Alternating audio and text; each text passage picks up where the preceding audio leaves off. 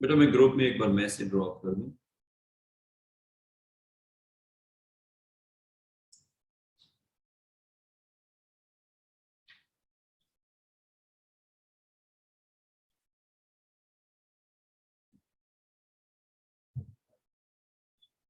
अच्छा बेटा, variation of voltage with load, loss voltage with load, तो इसके लिए पहले तो सर्किट बना दो। सेल की अपनी रेजिस्टेंस, बाहर वाले लोड की रेजिस्टेंस, और ये सारी कहानी। तो ये हो गया वेरिएबल रेजिस्टर, ये हो गया इंटरनल रेजिस्टर, और ये हो गई ईएमएफ। अब लोड के साथ जो आपका है लॉस्ट वोल्टेज, वो कैसे वेरी करेगा? बेटा लॉस्ट वोल्टेज कहां पे आएगी? V lost is equal to I times smaller r. Lost voltage is equal to I times smaller r. आ जाए बेटा बैठिए। लॉस्ट वोल्टेज का क्या फॉर्मूला है? Current into internal resistance. खुशी बेटा कुछ भी चेंज कर लें, सर्किट को जितना मर्जी चेंज कर लें, स्मॉलर आर चेंज होगा या नहीं होगा? No sir. V lost is equal to current times internal resistance। बेटा मुझे ये लगता है कि इंटरनल रेजिस्टेंस जो है it is a constant, it's not a variable. Internal resistor is a constant, it's not a variable. अच्छा, अब इस हिसाब से फिर ये बन जाएगा V lost has a direct proportion with the current। Agreed or not? V lost का करंट क्या हो जाएगा? Direct proportion.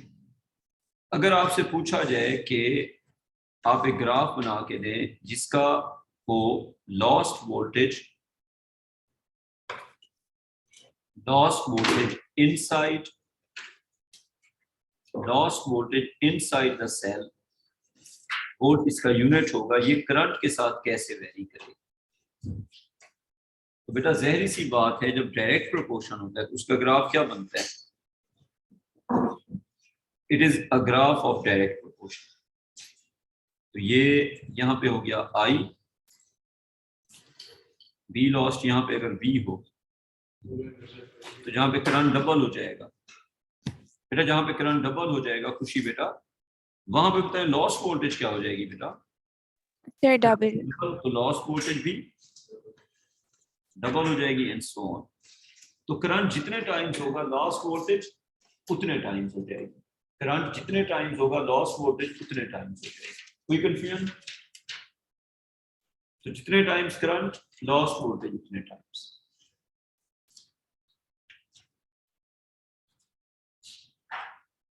कहानी आ गई समझ? ठीक है, तो लॉस्ट वोल्टेज का करंट के साथ it is a direct proportion, जितने टाइम्स करंट उतने टाइम्स लॉस्ट वोल्टेज। अब एक चीज और, अगर आपसे कहा जाए कि आप ये बताएं हमें कि लोड के साथ करंट कैसे वेरी करता है, तो आप मुझसे पूछेंगे sir for a real cell और फॉर एन आइडियल सेल, तो obviously it's a real cell, there is no need to tell that, you can see that it is a real cell. Rahi में काम किया करो, वो जो हमारी स्टूडेंट है ना साहब, उसको नोट्स जो है ऑर्गेनाइज फॉर्म में भेज दिया। वो रिकॉर्डिंग देखती है लेकिन उसके नोट्स जो है ना थोड़े बेहतर किस्म के हों, उसको नोट्स भेजा करो। हाँ उसको लाजमी भेजा करो। हाँ अच्छा, करंट वर्सेस लोड। बेटा करंट और लोड का जो है वो बड़ी अच्छी स्टूडेंट है, अल्लाह करे उसका ग्रेड आ जाए, लेकिन उसे फैसिलिटेट करो। अच्छा, करंट का लोड के साथ क्या ग्राफ था? For a real cell, for a real cell, बेटा इस पे ये कॉपी करो ना sir. For a real cell current और लोड का क्या ग्राफ था, कुछ याद है आपको?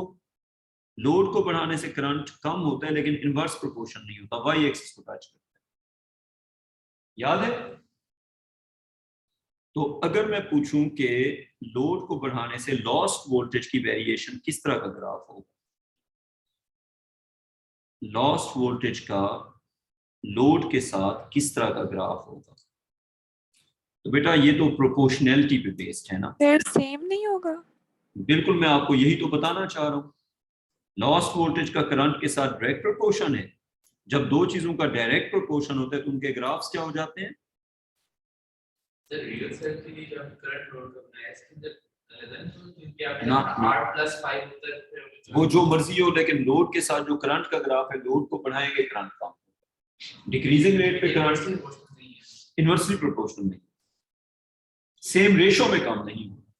वाई एक्सिस को टच कर रहे हैं, अगर ये इनवर्स प्रोपोर्शन होता फिर वाई एक्सिस को टच तो ना करता।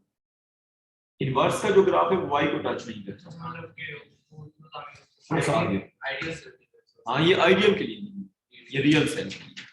तो अब हमारा सेंटेंस क्या बनेगा? इंक्रीजिंग द लोड 31,000 का मिला है, 31,000 का ना, मेरा केस था 25 का होगा, 31 का मिला है, फिर मैंने कहा लगे आप कवर कीजिए। अच्छा, increasing the load will reduce the current that will result, पहले बताओ यहां तक समझ आ गई? Increasing the load will reduce the current that will result in a decrease of lost voltage inside the cell। अभी आप जरा इस सेंटेंस को एक बार पढ़ो और समझने की कोशिश करो। मैंने ये कह दिया कि लॉस्ट वोल्टेज करंट पे डिपेंड करती है। जब हम सर्किट की रेजिस्टेंस को बढ़ाएंगे करंट कम होगा, करंट के कम होने से लॉस्ट वोल्टेज ऑटोमेटिकली कम हो जाएगा। अंडरस्टैंडेबल ये बात? फारसा बेटा, लॉस्ट वोल्टेज किस पे डिपेंड करती है? करंट पे। जब आप डिवाइस की रेजिस्टेंस को बढ़ा देंगे तो करंट कम हो जाएगा, करंट के कम होने से लॉस्ट वोल्टेज ऑटोमेटिकली कम हो जाएगी। खुशी बेटा आ गई समझ? जी सर। ठीक है खुशी बेटा, आगे चलते हैं। बच्चों क्लियर यहां तक?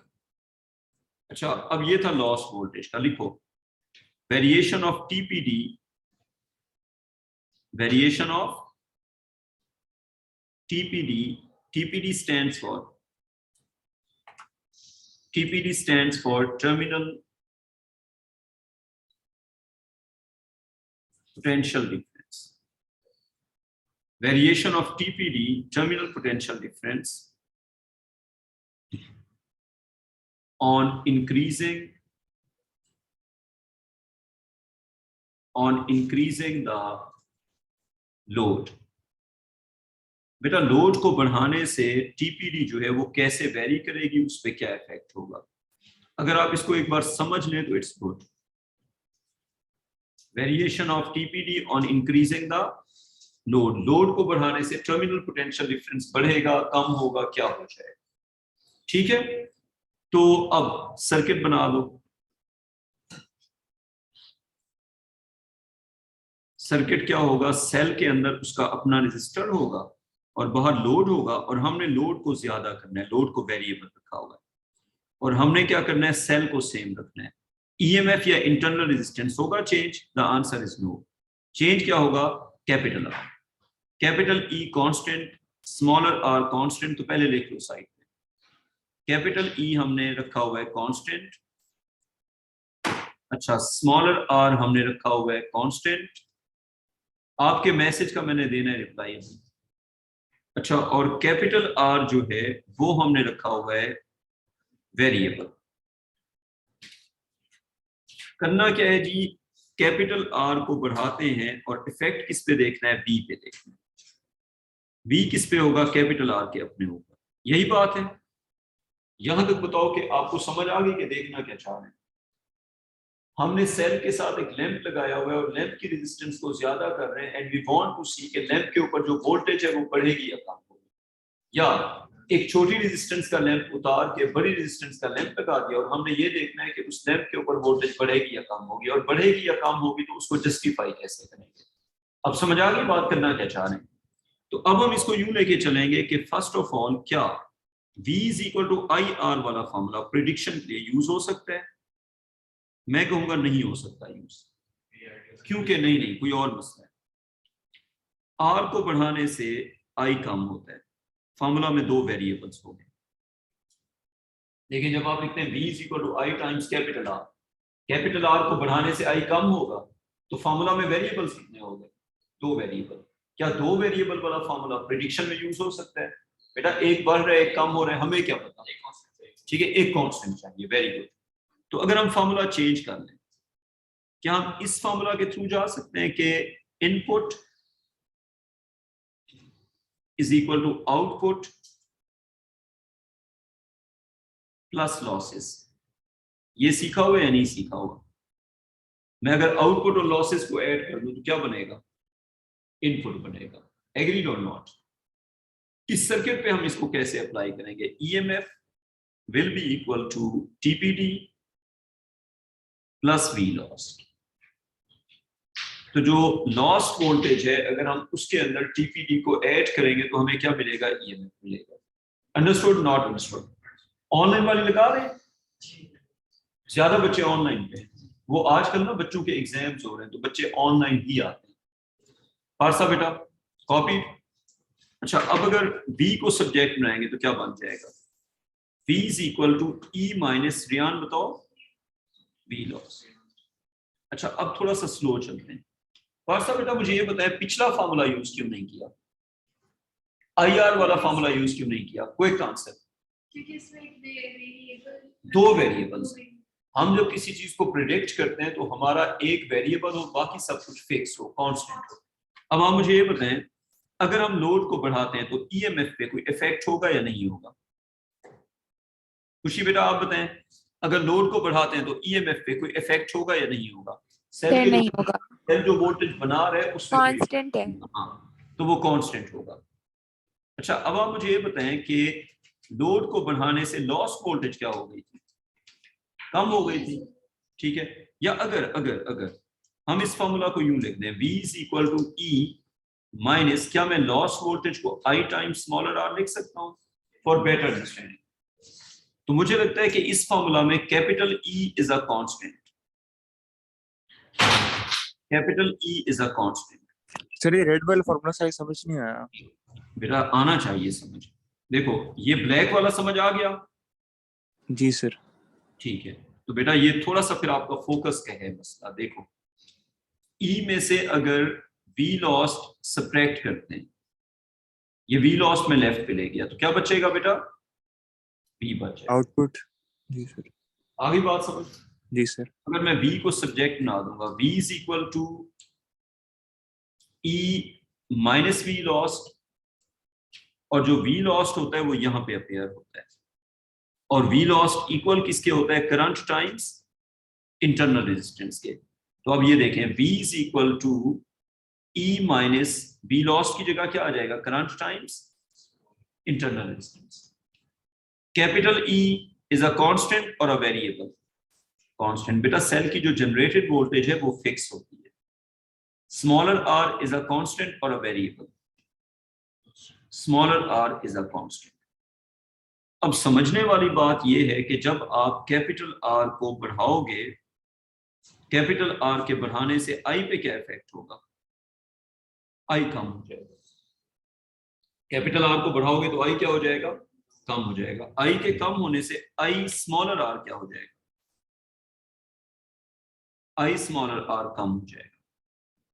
जब I स्मॉलर r कम हो जाएगा तो V पे क्या इफेक्ट होगा? V बढ़ जाएगा।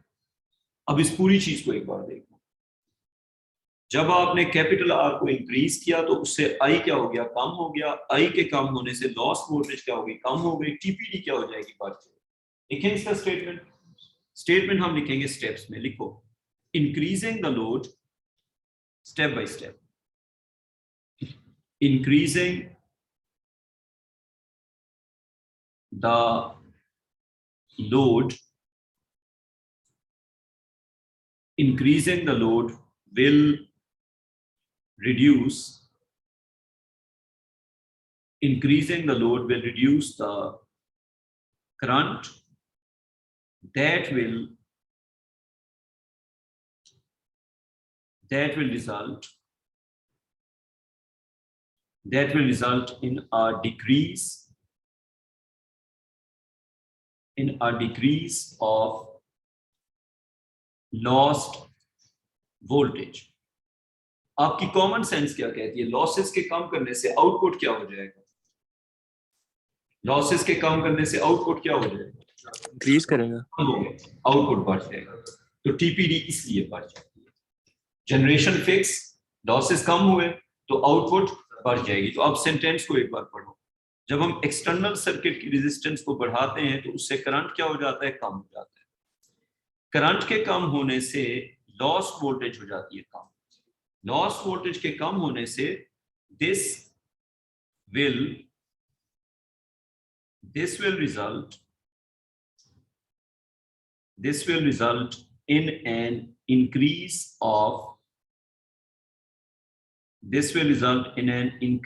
of terminal potential difference. Confusion है या समझ आ गया? सर जी बेटा आप बताएं। ईएमएफ को कांस्टेंट लेके हम power is equals to E square over R वाला यूज कर सकते हैं? बेटा पावर की तो बात ही नहीं हो रही, यहाँ पे तो बात टीपीडी की हो रही है। सर बेटा अगर पावर कम होगा तो करंट भी कम हो जाएगा। नहीं तो नहीं नहीं नहीं नहीं नहीं उसके थ्रू नहीं जाएंगे ना ना। हमने सीधी बात करनी है। देखें सर्किट की रेजिस्टेंस को पारसा बेटा सामने, सर्किट की रेजिस्टेंस को बढ़ाएंगे तो करंट क्या हो जाएगा? कम हो जाएगा। करंट के कम होने से लॉसेस कम होंगे, लॉसेस के कम होने से आउटपुट बढ़ जाएगी। सिंपल, इससे ज्यादा बात। कोई कंफ्यूजन? अच्छा अब अगर आपसे कहें कि टीपीडी का लोड के साथ ग्राफ बना के दो, तो ग्राफ तो बनाना पड़ेगा। टीपीडी का ग्राफ किसके साथ? लोड के साथ। ना सिर्फ लोड के साथ बल्कि करंट के साथ भी। मुझे आपसे दो ग्राफ चाहिए। एक मुझे ग्राफ चाहिए जिसमें टीपीडी होगा वाई एक्सिस पे, करंट होगा एक्स एक्सिस पे, और चेंज किसको करेंगे? R is increase.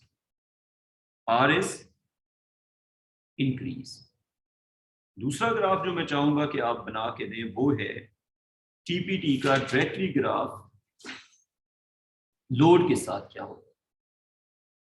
लोड क्या होता है? कैपिटल आर ही लोड होता है, एक्सटर्नल सर्किट की रेजिस्टेंस। ठीक हो गया? अब ये दोनों ग्राफ बनाना मैं आपको सिखाऊंगा अगर आपने ग्राफ के एक्सेस कॉपी कर ली। एक ग्राफ किसका है? टीपीडी का करंट के साथ, एक ग्राफ है टीपीडी का लोड के साथ। ठीक है, टीपीडी का करंट के साथ क्या ग्राफ होगा? जाएं उस तरफ, चलेंगे। टीपीडी का ग्राफ करंट के साथ V is equal to. Sir एक मिनट स्लाइड पीछे करें। जी बेटा कर लिया, साथ बेटा कॉपी कर लो। टीपीडी का ग्राफ करंट के साथ, टीपीडी का ग्राफ लिख दिया एक्सेस। फिजिक्स में, हाँ फिजिक्स में लेंथ ऑफ सिलेबस जो है वो भी एक इशू है। लेंथ ऑफ सिलेबस, चीजें ज्यादा हैं, रिटेन करना, होल्ड करना। आई थिंक डेली बेसिस पे अगर रिवीजन और काम करो फिर नहीं।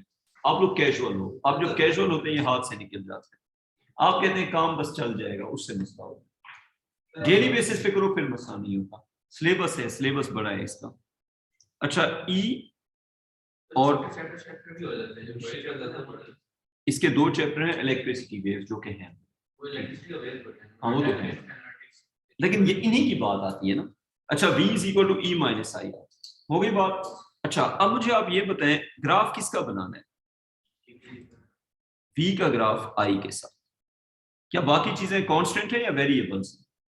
बाकी चीजें कांस्टेंट, बाकी चीजें कांस्टेंट हैं। तो ये बनेगा V is equal to minus R times I और प्लस इसमें हो जाएगा कैपिटल E।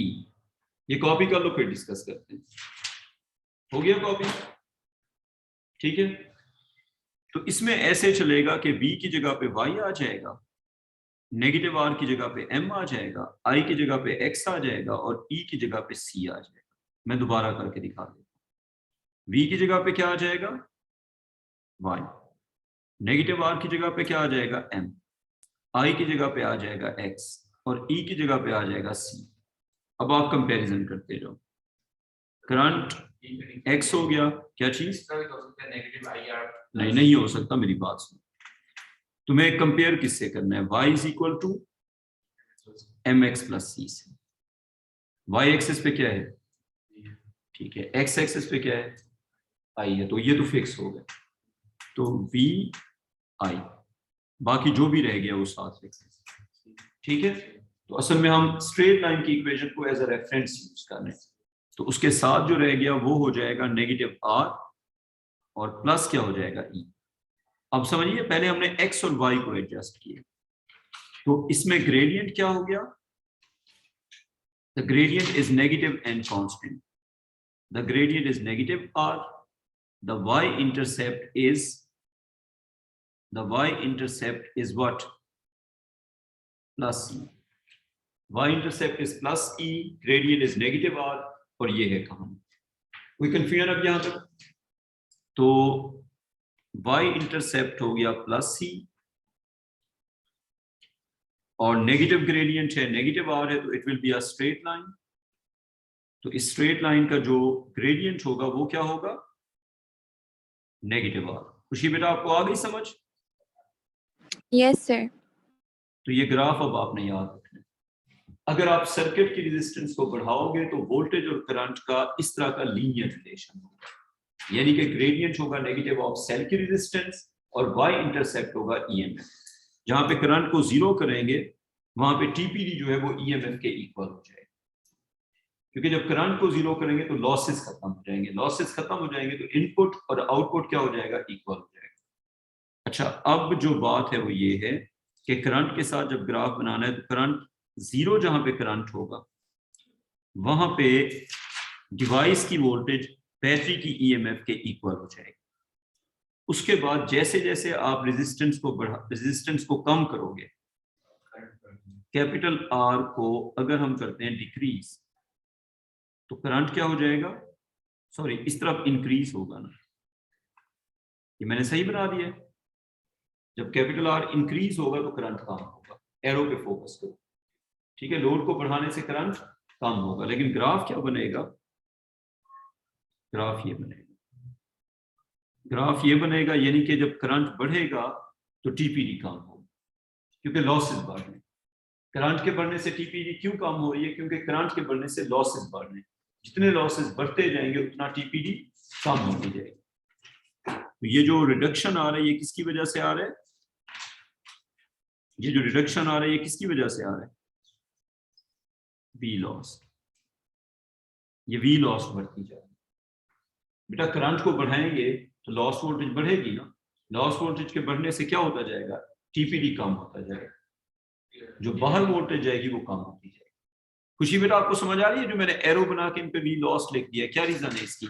मैं ये बता रहा हूं कि with the passage of time जब करंट बढ़ता जाएगा तो लॉस वोल्टेज के बढ़ने से टीपीडी कम होती जा रही है। सही हो गया? और यस सर। इस ग्राफ का ग्रेडियंट क्या होगा ये बताओ? इस ग्राफ का ग्रेडियंट होगा इंटरनल रेजिस्टेंस। Internal resistance. जी बेटा, नेगेटिव ऑफ इंटरनल रेजिस्टेंस। कोई कंफ्यूजन? दूसरा ग्राफ कैसे बनेगा? टीपीडी का ग्राफ लोड के साथ, वो भी बना देते हैं। अगले पेज पे आ जाओ। किसका ग्राफ बनाना है? टीपीडी का लोड के साथ। उसके लिए आपको पीछे वाले जो ग्राफ थे, रिलेशंस थे, वो थोड़े से देखने पड़ेंगे। अगर मैं आपसे पूछूं कि ईएमएफ का लोड के साथ क्या ग्राफ था, जो भी था आप खुद बनाए। ईएमएफ का लोड के साथ ग्राफ आपको याद है या नहीं? बेटा, ईएमएफ जो है, बेशक सर्किट जो मर्जी रेजिस्टेंस हो, ईएमएफ रिमेन्स कांस्टेंट। एग्रीड और नॉट? आप सर्किट की रेजिस्टेंस को कम करें, ज्यादा करें, जो मर्जी करें, सेल का जो ईएमएफ होता है वो उसके केमिकल पे डिपेंड करता है। सेल का EMF is chemical dependent, chemical की नेचर पे डिपेंड करता है, अमाउंट पे भी नहीं। तो सेल का ईएमएफ जो है वो कंज्यूम नहीं होता, क्लियर? कांस्टेंट रहेगा। अच्छा, उसके बाद अगर आप लोड को बढ़ाते हैं तो लॉस्ट वोल्टेज पे क्या इफेक्ट हो रहा था? कुछ याद है आपको? अगर मैं कहूं लॉस्ट वोल्टेज का ग्राफ बना के दो लोड के साथ, तो जो भी आपको याद पड़ता है बना दें। लोड को बढ़ाने से करंट कम होगा, करंट के कम होने से लॉस्ट वोल्टेज कम हो जाएगी। आई थिंक आपको याद होगा, lost voltage is current dependent. जब आप लोड को बढ़ाएंगे तो करंट कम होगा, करंट के कम होने से लॉस्ट वोल्टेज कम हो जाएगी। खुशी बेटा लॉस वोल्टेज किस पे डिपेंड करती है? करंट के ऊपर। जब आप लोड को बढ़ाएंगे जी, लोड को बढ़ाएंगे तो करंट के कम होने से लॉस वोल्टेज कम हो जाएगी। क्या ये दो ग्राफ समझ आ गए? अब मेरा एक सवाल है, अगर मैं ईएमएफ में से लॉस वोल्टेज को सब्ट्रैक्ट कर दूं तो मुझे मिलेगा क्या? अगर मैं ईएमएफ में से किसी भी जगह पे लॉस वोल्टेज को सब्ट्रैक्ट कर दूं टर्मिनल पोटेंशियल डिफरेंस, मुझे मिलेगा क्या? Terminal potential difference.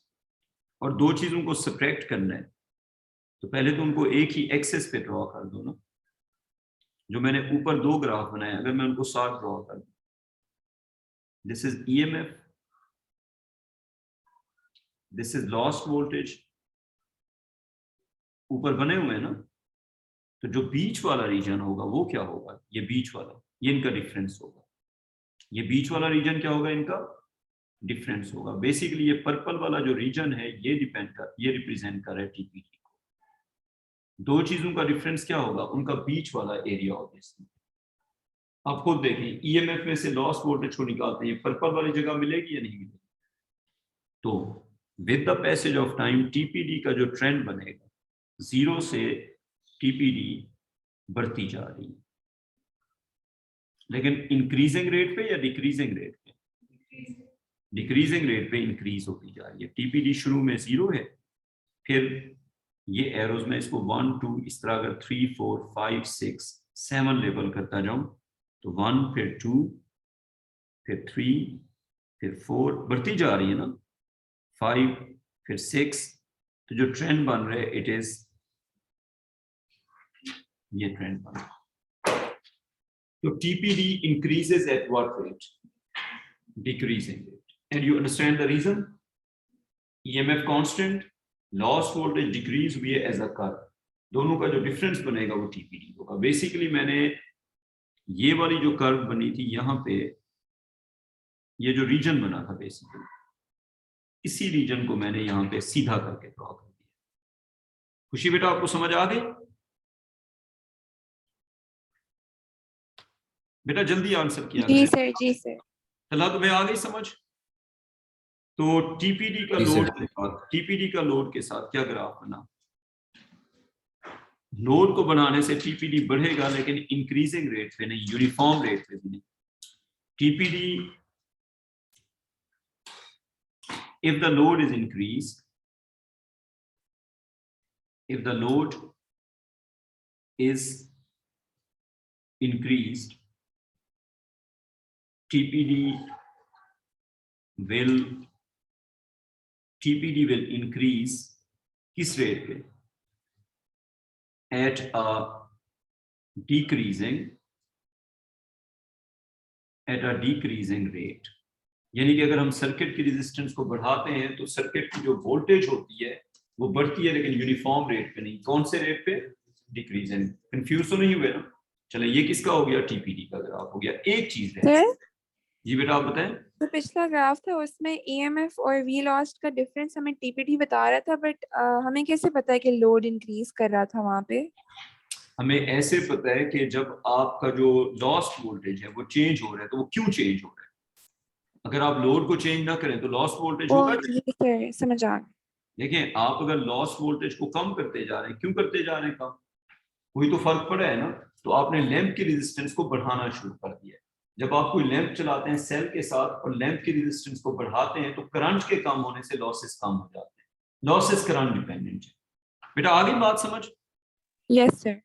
ठीक है बेटा। अच्छा ये हो गया यहां तक। अब अगली हेडिंग लिखो। लिखो वेरिएशन। टीपीडी हो गया ना? Variation of lost power, variation of lost power with load. उसके लिए आपको लॉस पावर का सबसे पहले तो रिलेशन लिखना पड़ेगा। तो ये सर्किट फटाफट बना लो। किसकी बात हो रही है? इस सर्किट की। और लोड फिक्स है या वेरिएबल है? विद लोड कहा हुआ है तो फिर विद लोड कहा हुआ है ना। अगर विद लोड कहा हुआ है तो लोड 100% वेरिएबल होगा, वरना विद लोड तो फिर कह भी नहीं सकते ना। तो ये फिर हमारे पास चलेगा, ये ईएमएफ हो गया, ये इंटरनल रेजिस्टेंस हो गई और ये लोड हो गया, और लोड क्या किया हुआ है हमने, लोड वेरिएबल। रानिया कोई कंफ्यूजन है इसमें? अब मुझे ये बताओ कि इस एरो क्या रिप्रेजेंट करता है क्या चीज, सर? ये जो एरो बनाया है आर के पर, ये क्या रिप्रेजेंट करता है? Variable. If a device has a variable resistance तो उसको इस तरह रिप्रेजेंट करते हैं, मतलब चेंज हो रहा है, जो चीज चेंज होती है उस पे एरो बना देते हैं। अच्छा, अब इस सर्किट का करंट आई हो गया, मुझे बताओ लॉस पावर का फॉर्मूला क्या बनेगा? पी लॉस, कोई बच्चा बताएगा? P loss will be current का स्क्वायर इनटू लोड, यही होता है ना? नहीं, इनटू स्मॉलर आर या कैपिटल आर? Smaller R. तो करंट का square into smaller R is the loss power. ठीक, तो क्या मैं ये कह सकता हूं कि स्मॉलर आर तो है ही कांस्टेंट, स्मॉलर आर तो है ही कांस्टेंट, पीछे क्या रह गया? Lost power will have a direct proportion with the current का स्क्वायर। तो अगर आप लोड को बढ़ाएंगे और आपने लोड को इतना बढ़ा दिया कि करंट आधा हो गया, तो पावर लॉस्ट 1/4 हो जाएगी। अगर आपने करंट को कर दिया 1/3 तो पावर लॉस्ट हो जाएगी 1/9। अगर आपने करंट को कर दिया 1/4 तो पावर लॉस्ट हो जाएगी 1/16। तो जितने टाइम्स आप करंट को रिड्यूस करेंगे, लॉस पावर उसका स्क्वायर टाइम्स रिड्यूस हो जाएगा। अंडरस्टूड? स्क्वायर है, फोकस ऑन द स्क्वायर। अगर आप करंट को कम करते हैं, करंट आधा होगा तो आधे का स्क्वायर क्या होगा? 1/4। स्क्वायर है ना इस रिलेशन में। तो बेटा ये इस तरह चलेगा कि फर्ज करें अगर आप यहां पे लिख दें करंट और इसके राइट साइड पे क्या लिख दें? P lost inside the cell. तो loss power inside the cell current के साथ कैसे चेंज होगी? आपने करंट को कर दिया हाफ, तो पी लॉस्ट क्या हो जाएगी? स्क्वायर है ना? नहीं, करंट लिख दें, करंट को हाफ कर दिया तो पी लॉस्ट क्या हो जाएगी? 1/4। करंट को 1/3 कर दिया, पी लॉस्ट हो जाएगी 1/9। करंट को 1/4 कर दिया, पी लॉस्ट हो जाएगी 1/16। I think it should be understandable. And P lost का जो ग्राफ बनेगा करंट के साथ, तो एक्चुअली हम इस ग्राफ को बैकवर्ड रीड करेंगे लेकिन ड्रॉ फॉरवर्ड करेंगे। करंट के बढ़ने से पी लॉस बढ़ेगी और एज अ स्क्वायर बढ़ेगी। स्क्वायर वाला ग्राफ कैसे होता है? Depends on square. स्क्वायर वाला ग्राफ इस तरह का कर्व होता है। P loss depends on current का स्क्वायर, तो ग्राफ y के टुवर्ड्स बेंड करता है। रियान पता है ना बेटा? स्क्वायर वाला जो ग्राफ होता है वो यूं जाता है, ठीक है? अच्छा, ये किसका ग्राफ हो गया? पी लॉस का ग्राफ करंट के साथ। तो अगर इस पे कुछ वैल्यूज आपको लेबल करने को कही जाए, फर्ज करें ये i हो गया और ये 2i हो गया। अगर i वाले करंट पे पी लॉस थी p, जब 2i करंट होगा तो ये 4p हो जाएगा, स्क्वायर के हिसाब से चलेगा। और ये किसके लिए? लॉस पावर के। डन? एक चीज और, करंट का ग्राफ लोड के साथ क्या था जो आपने सीखा था? For a real cell, obviously it's for a real cell, क्योंकि आइडियल सेल में तो लॉस पावर होगी भी नहीं। आइडियल सेल में लॉस पावर होगी क्योंकि आइडियल सेल में तो लॉसेस होते ही नहीं है ना। तो करंट का लोड के साथ ग्राफ इनवर्स प्रोपोर्शन नहीं था, लेकिन लोड को बढ़ाने से करंट क्या हो रहा था? कम हो रहा था। तो पी लॉस्ट का लोड के साथ किस तरह का ग्राफ होगा? एग्जैक्ट ग्राफ तो नहीं बनाना, लेकिन एक बात याद रखनी है, वो ये कि अगर आप स्क्वायर कर दें, क्यूब कर दें या ज्यादा पावर कर दें, तो जो रेट होता है वो शार्प होता जाता है। जैसे जितने टाइम में करंट होगा आधा, लॉस पावर उतने टाइम में 1/4 हो जाएगी। जितने टाइम में करंट होगा 1/3, लॉस पावर उतने टाइम में क्या हो जाएगी? 1/9 हो जाएगी। तो लॉस पावर का जो राइज होगा वो ज्यादा क्विक होगा, ठीक है? अब अगर लॉस पावर का हम ग्राफ बनाते हैं लोड के साथ, किस तरह का ग्राफ बनेगा? शार्प होगा या लेस शार्प होगा? समझ आइए, स्क्वायर की वजह से। ये किसका इफेक्ट है? स्क्वायर का इफेक्ट। इसलिए मुझे बात नहीं समझ आई बेटा अगर आपको मैं बताता हूँ, ये x का ग्राफ है t के साथ, x के स्क्वायर का ग्राफ t के साथ बनाते हैं। x t के साथ कम हो रहा है और ऐसे कम हो रहा है। अगर x का स्क्वायर बनाएंगे तो वो ऐसे हो जाएगा। अब बताएं, जब आप पावर को बढ़ाते जाएंगे तो जो इम्पैक्ट है वो ज्यादा होता जाता है। पावर की वजह से इम्पैक्ट क्या हो जाता है, ज्यादा होता जाता है। जैसे फर्ज करें यहाँ पे वैल्यू थी x, यहाँ पे वैल्यू थी x/2। जब आप स्क्वायर करेंगे तो x का स्क्वायर होगा ना, और यहाँ पे क्या हो जाएगा, उतने डिस्टेंस के बाद x का स्क्वायर ओवर 4। तो बेटा यहाँ से जी सर, आगे समझ। ये यहाँ पे रिडक्शन हुई है 1/4 की, और यहाँ पे रिडक्शन कितने की हुई है, हाफ की। तो जितना हम पावर बढ़ाते जाएंगे उतना रेट फास्ट होता है। पावर बढ़ाने से रेट ऑफ इंक्रीज भी तेज होता है, रेट ऑफ डिक्रीज भी तेज होता है। अंडरस्टूड? तो क्योंकि पावर लॉस स्क्वायर पे डिपेंड कर रही है ना, तो उसका ग्रेडियंट वही वाला नहीं होगा, उसका शार्प ग्रेडियंट होगा। डन? अच्छा, ये किसका ग्राफ हो गया? अब समझ आ गई शार्प ग्रेडियंट क्यों है? खुशी बेटा बताएं, शार्प ग्रेडियंट की वजह से क्लियर? ठीक है यस सर। बेटा, आगे चलते हैं। ये क्या हो गया, variation of loss power with load. Done? अगली हेडिंग लिखो, लिखो variation of generated power, variation of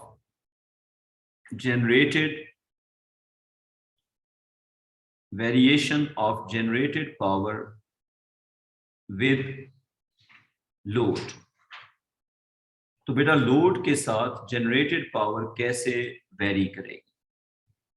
तो अगर सबसे पहले तो हम सर्किट बना दें। ये सेल हो गया, ये उसकी इंटरनल रेजिस्टेंस हो गई, ये बाहर से उसका लोड हो गया कैपिटल R, और उसके बाद लोड को हमने वेरिएबल रखा हुआ है। ये हो गई ये सारी कहानी, और ये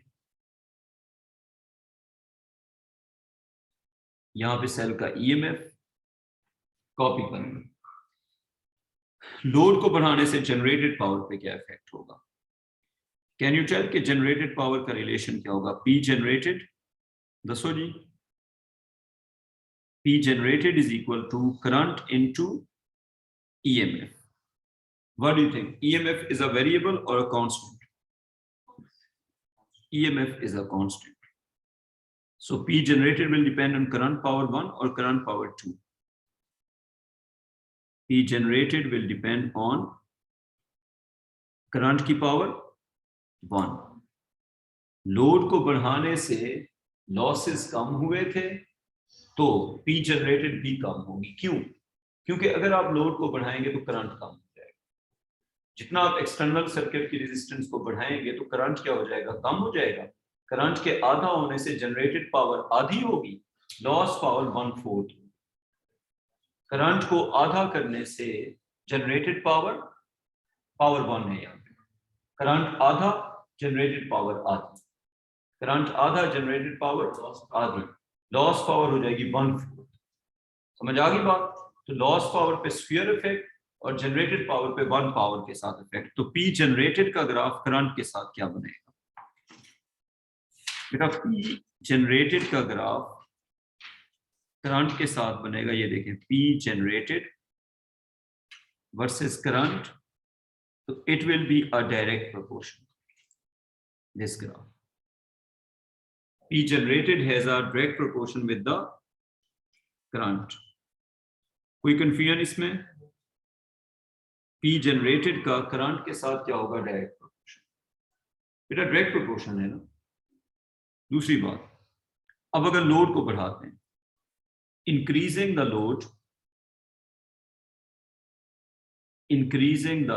लोड, राइम, जब हम लोड लिखते हैं तो उसका मतलब क्या है, रेजिस्टेंस ऑफ एक्सटर्नल सर्किट। जब भी हम लोड लिखते हैं उसका मतलब है रेजिस्टेंस ऑफ एक्सटर्नल सर्किट। तो increasing the load reduces current, agreed और नॉट? रिड्यूसेस current that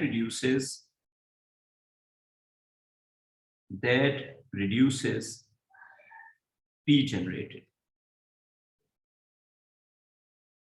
अब आप जरा पढ़ें और मुझे बताएं कि सेंस बनती है. Generated power of the cell depends on the current and they have a direct proportion. जब आप सर्किट की रेजिस्टेंस को बढ़ाएंगे तो करंट कम हो जाएगा. करंट के कम होने से पावर की जनरेशन भी कम हो जाएगी. तो सेल लंबा चलेगा या जल्दी खत्म हो जाएगा? अच्छा, नहीं करंट कम होगा तो जल्दी चलेगा, कम होगी तो उतना ही पावर कम हो गई तो सेल लंबा चलेगा या जल्दी खत्म हो जाएगा? सेल लंबा चलेगा. सेल लंबा चलेगा. सेल जो है अब आप उसको कम यूज कर रहे हैं, लेकिन पावर जितनी जल्दी जनरेट करोगे सेल उतना जल्दी, सेल पटाखा मार के खत्म हो जाएगा. अब आपने पावर को जब कम कर दिया तो सेल फिर लंबा नहीं चलेगा. जनरेटेड पावर जितनी कम होती जाएगी लैंप तो कम ब्राइट होगा लेकिन सेल फिर लंबा चलेगा. समझ आ गई? पावर रेजिस्टेंस को हमने इसका मतलब है अगर आपने लैंप की रेजिस्टेंस को बढ़ा दिया तो उससे करंट भी कम हो जाएगा, जनरेटेड पावर भी कम हो जाएगी, लेकिन सेल जो है वो 2 दिन में खत्म होता है तो वो 4 दिन 6 दिन लंबा चलेगा. क्लियर ये बात? तो अब ये सेंटेंस फिर से एक बात करो. करंट को रिड्यूस करने से क्या हो जाएगा? जनरेटेड पावर भी रिड्यूस हो जाएगी और ये किससे होगा? लोड को बढ़ाने से होगा. यहां से आगे काम करें. आखिरी बात आ गई समझ? गुड.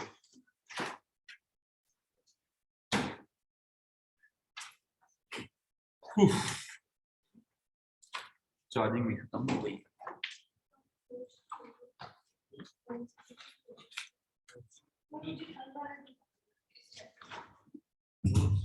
ग्रुप में भेज दिया. ग्रुप में रिकॉर्डिंग भेज दी. रनिंग ना होता तो मेरा क्या होगा यार?